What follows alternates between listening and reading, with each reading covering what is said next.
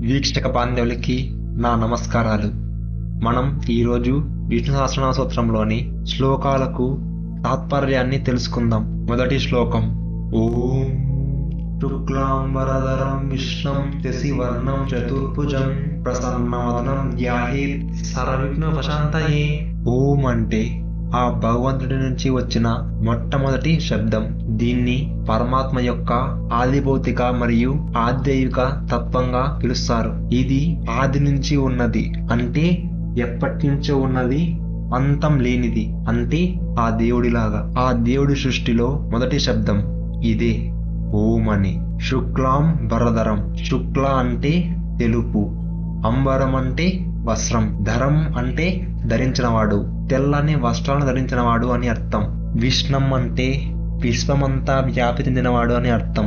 ఈ విశ్వం మొత్తం ప్రతి అంగుళము, ప్రతి మూల, ప్రతి చోట ఆయనే ఉన్నాడు అని అర్థం.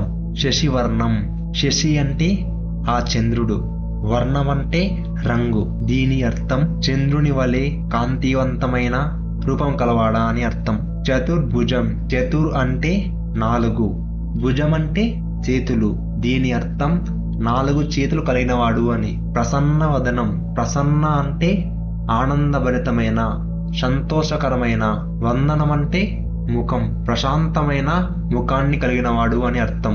ధ్యాయేత్ అంటే ధ్యానం చేయమని అర్థం. సర్వవిఘ్నోపశాంతయే అంటే సర్వ అంటే అన్నిటినీ, విఘ్నం అంటే అడ్డంకుల్ని, ఉపశాంతయే అంటే తొలగించడం అంటే అన్ని అడ్డంకుల్ని తొలగించడం అని ప్రార్థన చేయడం. తెల్లటి వస్త్రాలు ధరించిన చంద్రుని వల్లే ప్రకాశించే 4 చేతులతో ప్రశాంతమైన ముఖంతో ఉన్న ఆ విష్ణువుని ధ్యానం చేస్తే అన్ని విఘ్నాలు తొలగిపోతాయని అర్థం.